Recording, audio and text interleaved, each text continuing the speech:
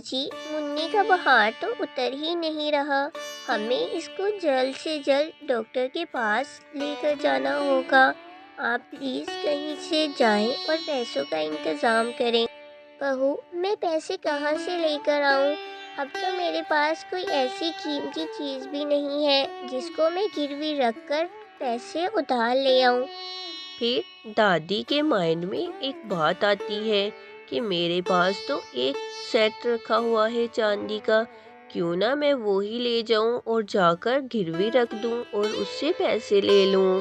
دادی وہ چاندی کا سیٹ لیتی ہے اور سنیار کے پاس پہنچ جاتی ہے۔ صاحب، میرا پوتا بہت ہی زیادہ بیمار ہے، مجھے پیسوں کی ضرورت ہے۔ آپ پلیز میری تھوڑی مدد کر دیں۔ آپ تو جانتے ہیں کہ میرا بیٹا شہر کمانے کے لیے گیا ہوا ہے۔ جیسے ہی وہ واپس آئے گا میں آپ کو آپ کے پیسے واپس لوٹا دوں گی۔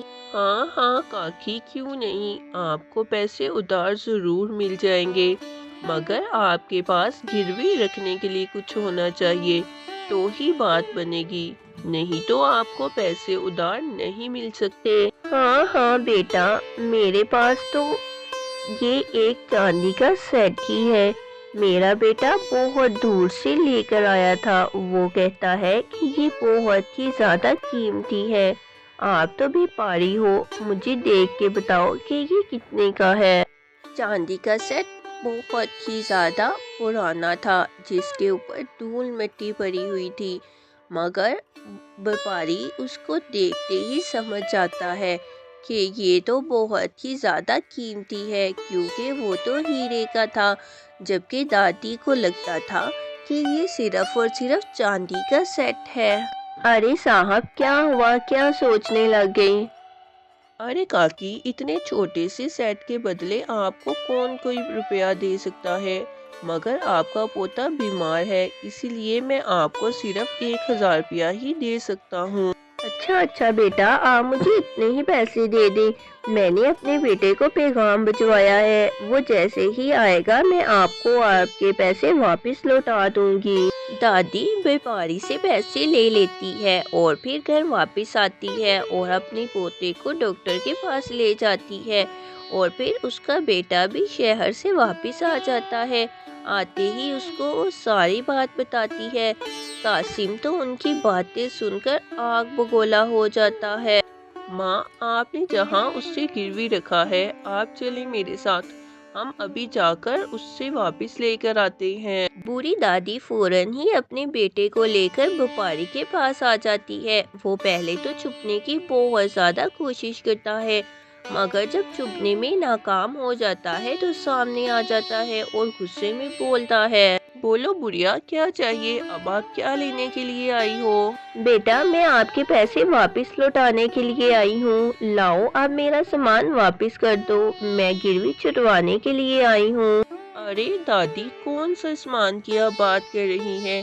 وہ چھوٹا سا چاندی کا سیٹ، اسے تو میں نے پگھلا دیا، اس میں تو صرف 500 روپے کی چاندی نکلی ہے، وہ تو کوئی آپ سے خریدتا بھی نہیں، آپ کے پوتے کی حالت خراب تھی، اسی لیے وہ میں نے آپ سے خرید لیا اور اس کے بدلے آپ کو 1000 روپیہ دے دیا، آپ وہی 1000 رکھ لو۔ ارے بیٹا، میں نے تو بولا تھا کہ میں نے گروی رکھا ہے، میرا بیٹا آئے گا تو میں آپ سے لے جاؤں گی، ابھی 2 دن ہی گزرے ہیں، آپ نے اس کو پگھلایا کیوں؟ ارے بھائی، ہمارا سیٹ واپس کرو، نہیں تو ہمیں پورے پیسے دو۔ وہ چاندی کا سیٹ نہیں تھا بلکہ وہ ہیرے کا سیٹ تھا، پورے 2 لاکھ کا، ہمارے 2 لاکھ تو ہمیں، نہیں تو ہمارا سیٹ واپس کرو۔ میری تو یہ بات سن کر ہنسی ہی نہیں رک رہی، اتنا چھوٹا سا سیٹ اور 2 لاکھ کا، چلو جاؤ تم لوگ یہاں سے، میرا سمے برباد مت کرو۔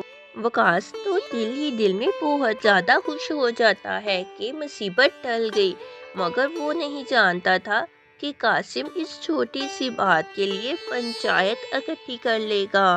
سرپنچ جی، اب آپ ہی انصاف کر سکتے ہو، میرے پتا جی شہر سے ایک ہیرے کا سیٹ لے کر آئے تھے اور وہ میری ماں جی نے چاندی کا سمجھ کر اس کے پاس گروی رکھوا دیا، مگر وقاص کہتا ہے کہ اس نے وہ پگھلا دیا، जबकि मेरी माँ ने उसके पास सिर्फ गिरवी रखा था कि हम उसके पैसे वापस करके अपना सेट वापस ले लेंगे। सरपंच जी ये झूठ बोल रहा है, रहने को इनके पास छत नहीं है और इनके पास हीरे का सेट कहाँ से आ सकता है, ये बिल्कुल झूठ बोल रहा है। अरे अरे भाइयों सुनो, क्या किसी ने कासिम का सेट देखा था? हाँ सरपंच जी मैंने देखा था। हाँ हाँ सरपंच जी मैंने भी देखा था।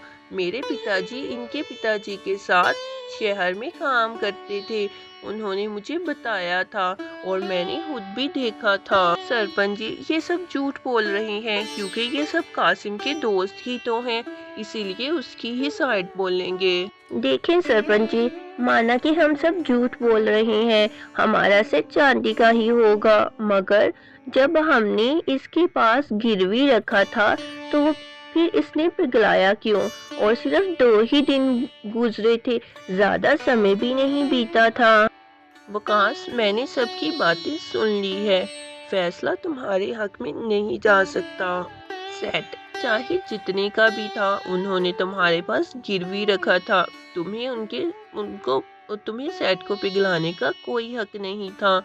अब जितने पैसे ये लोग कहेंगे तुम्हें उतने देने पड़ेंगे। बताओ कासिम वो सेट कितने का था? सरपंच जी मेरी नज़र में वो सेट 10 लाख का था। ये बात सुनकर तो वकास आग बगोला हो जाता है और फौरन से बोलता है, झूठ ना बोलो कासिम, वो सेट सिर्फ और सिर्फ 2 लाख का था, 10 लाख का नहीं था।